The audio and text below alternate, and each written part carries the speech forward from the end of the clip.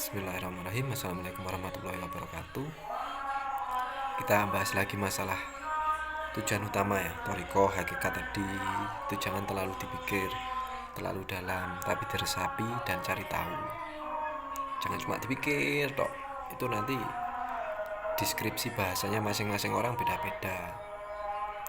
Cuma Anda sendiri yang bisa menyaring nanti. Saya bukan guru Anda, saya bukan pembimbing Anda. Ketika Anda nanti sudah tahu sejatinya seperti apa, Anda akan berjalan sendiri dan bimbingan Allah langsung, tidak lewat saya. Saya hanya utusan, saya hanya boneka, saya hanya wayang, saya hanya aktor. Di belakang saya hanya adalah dalang dan sutradaranya di belakang, bukan saya. Saya tidak ada, ya gitu ya Mas ya. Keren ya, enak, kelihatan keren, kelihatan enteng gitu ya. Kalau tidak masuk ke dalamnya tidak bisa Mas. Oh, sola Mas. Habis ini juga adzan. Kembali lagi kepada kita harus tahu tujuan utama kita ya Mas. Tujuan utama kita adalah bisa bertemu Allah Subhanahu wa ta'ala sebelum kita wafat. Makanya kalau Anda masih takut dalam ketakutan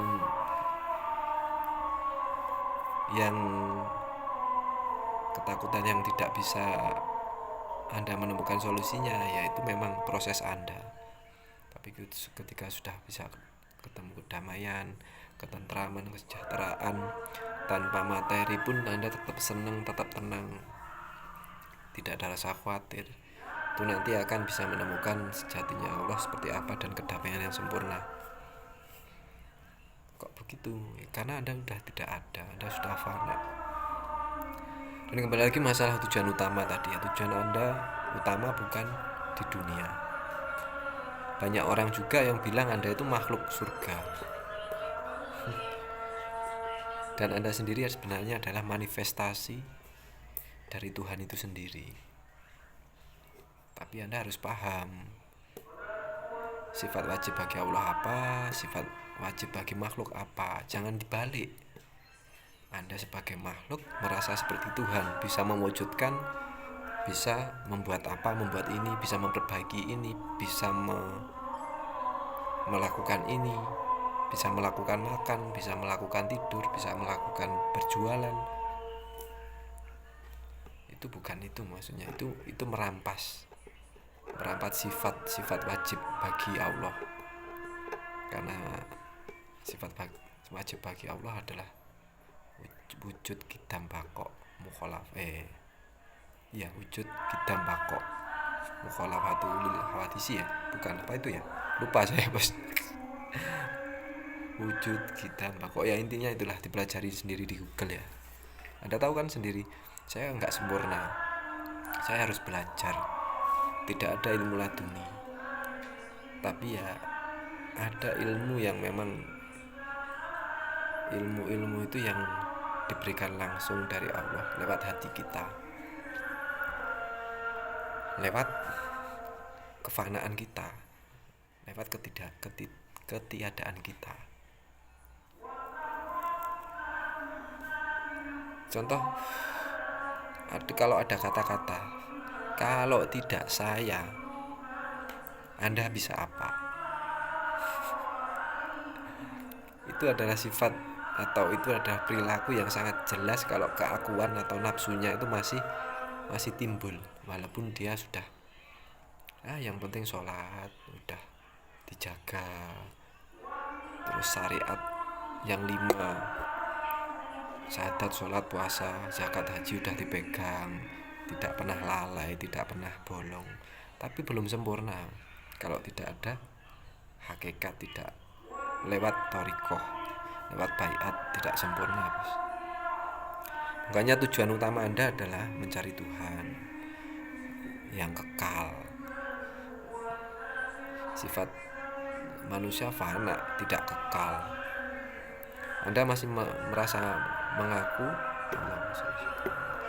mengaku kalau Anda kekal, Anda wujud, silahkan buktikan. Ya memang semata-mata wujud. Saya sebenarnya tidak wujud. Itu maksudnya. Makanya ketika gini, kita bahas masalah uang aja. Uang, Anda pegang uang. Kalau Anda berpikir pembisnis yang besar ataupun kecil, pasti Anda akan pegang dulu, atau Anda perhitungannya itu perinci, matang. Itu rata-rata seperti itu dan pasti dipegang erat. Secara teori aja, secara syariat itu sangat-sangat merugikan banyak orang, sangat-sangat merugikan orang lain. Tapi itu sunatullahnya gitu.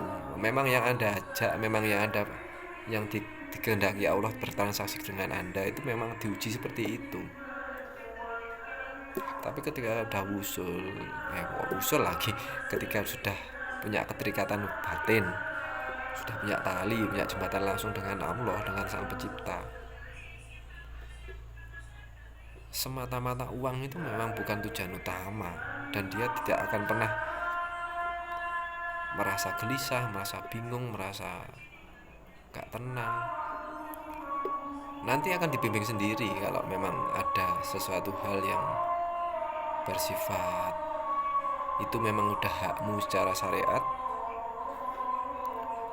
Ketika mungkin ada transaksi yang kurang enak, transaksi yang tidak sesuai harapan, pasti akan dituntun sendiri oleh Allah agar mendapatkan mungkin yang lebih baik, mendapatkan yang lebih nikmat gitu loh. Saya pun sendiri seperti itu dulu. Ketika saya berbisnis apapun, yang saya pegang semata-mata dan seolah-olah tidak akan pernah bisa mencukupi, sudah tidak pernah bisa mencukupi kebutuhan saya sehari-hari. Dan kenyataannya Anda masih bisa melihat saya dengan lewat face to face ini, lewat media ini, itu juga wujud ketakutan saya dan ketidakpercayaan saya dulu tentang ketuhanan. Tapi ternyata kan sampai sekarang saya juga masih dikehendaki oleh Allah untuk menyampaikan dinu tauhid ini. Alhamdulillah bisa, dan sampai mana sampai lupa ya, nggak apa-apa ya. Ya gini, ini wujud wujud ketidaksempurnaan makhluk. Saya makhluk ya pelupa, ya seneng guyon, ya seneng barang mewah, ya seneng uang. Tapi kita harus fanakan itu, dan kita harus nomor 2 kan itu. Otomatis nanti yang kita butuhkan akan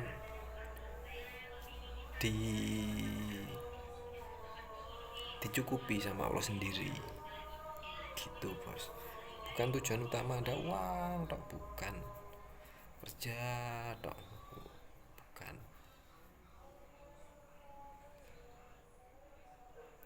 Ya, makanya Anda yang masih terbelenggu ya, wallahu a'lam, saya juga tugasnya hanya menyampaikan. Anda sendiri nanti yang bisa menaik turunkan hati Anda.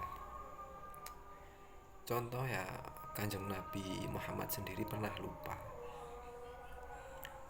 waktu sholat duhur apa sholat apa, beliau kurang berapa rakaat sampai keluar musola. Itu kan pengajian Gus Baha, katanya, loh masa duhur sekarang 2 rakaat?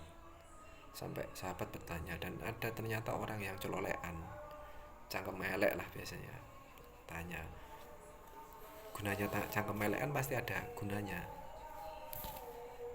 ya Nabi, apa sholat duhur sekarang 2 rakaat tidak 4 lagi? Akhirnya memastikan apakah benar 2, ya kurang 2, intinya gitu. Itu kan harus kita punya sudut pandang yang luas.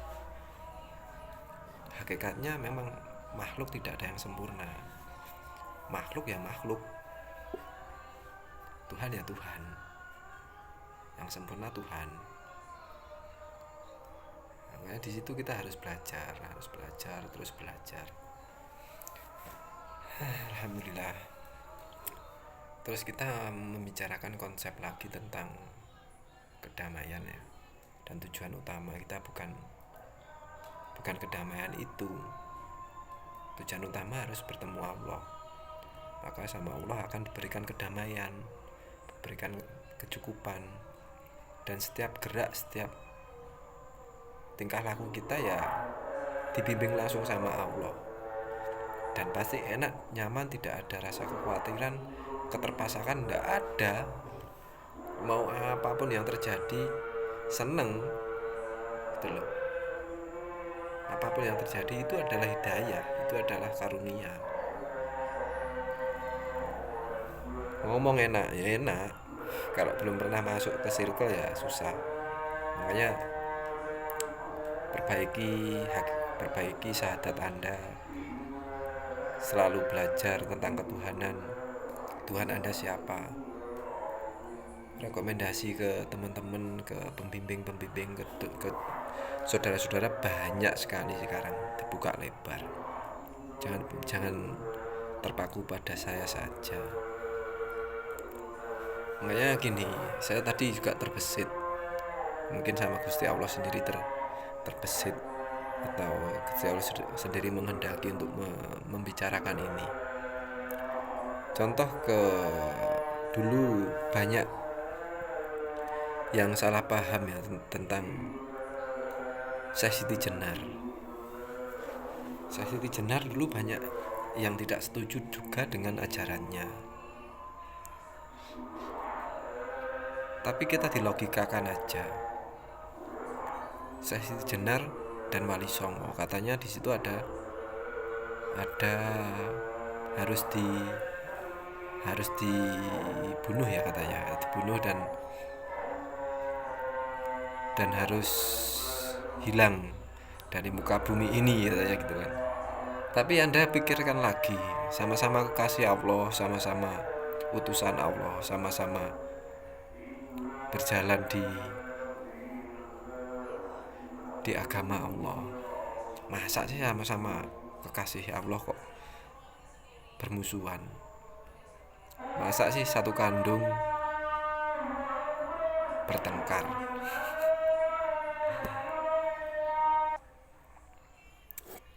Masa dalam satu akidah, satu keyakinan yang sama ada pertikaian? Kan mustahil juga. Karena Anda sendiri cuma mendengarkan ceritanya. Saya sendiri pun juga dulu salah paham. Terus dipikir-pikir, yang benar kira-kira yang mana. Terus ketika saya mendalami ilmu tauhid, ilmu kedamaian, ternyata di situ ada tiga nafi isbat. Terus kita harus tahu sifat makhluk adalah Adam, kudus, fana. Beliau Syekh Siti Jenar mengajarkan tentang tauhid. Katanya beliau mengaku sebagai Tuhan. Mungkin dalam mencari bahasa yang salah, atau pengikut-pengikutnya atau followernya atau murid-muridnya aja yang salah paham dengan kata-kata beliau.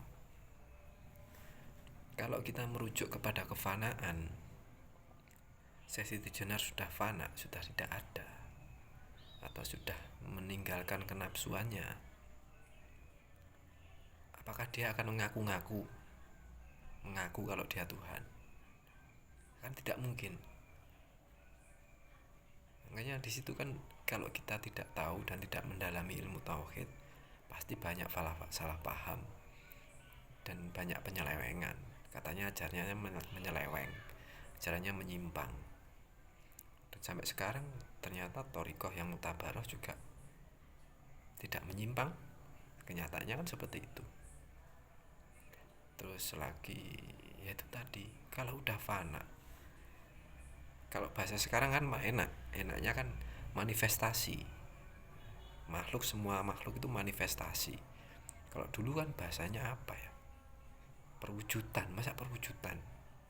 Kalau bahasa agak akademisi kan sama-sama ikut mikir gitu loh.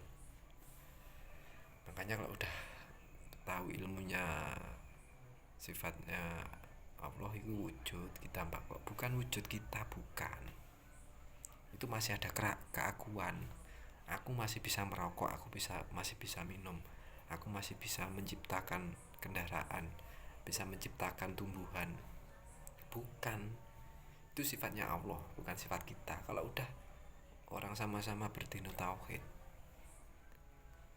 keakuan itu hilang. Maka untuk menambah kalau yang paling dasar ya, menambah keyakinan kita, keyakinan hati itu harus mendahulukan Tuhan. Tuhan mengendaki saya bisa menumbuhkan cabai, menumbuhkan bawang, menumbuhkan apa. Kalau kita sudah tidak terasa mengaku-ngaku, ya apa, kita kan tidak ada, kita nggak bisa apa-apa gitu loh. Yang dimaksudnya kan di situ. Jadi konsep apa ya, tauhid itu memang rumit, memang pusing, tapi ya memang Allah sendiri nanti yang membimbing, Allah sendiri yang menuntun Anda. Caranya, gerbangnya adalah baiat, kholwat, stop suluk, bertapa, beryoga, bermeditasi, agar Anda tahu siapa Tuhan Anda. Urutannya harus itu. Baiat dulu, hilangkan keakuan Anda, hilangkan kesombongan kita. Nanti semua yang kita lakukan pasti penuh dengan kenyamanan. Pekerjaan kita pun penuh dengan berkah barokahnya, penuh dengan semangat yang memang diberikan Allah Subhanahu wa Ta'ala sendiri langsung. Bukan kekuatan nafsu, bukan kekuatan yang katanya jin, iblis atau apa itu. Mereka udah tugasnya, mereka sudah sah, halal, mereka sudah apa ya, sudah tugasnya. Kalau sudah tugasnya ya bukan salah mereka, salah kita. Udah tugasnya kok. Tugas kita untuk menghilangkan nafsu itu, menghilangkan jin, setan, iblis itu. Gitu ya bos ya. Terima kasih banyak. Udah 17 menit lebih. Assalamualaikum warahmatullahi wabarakatuh. Kalau ada yang ditanyakan, monggo ditanyakan di komentar ya bos.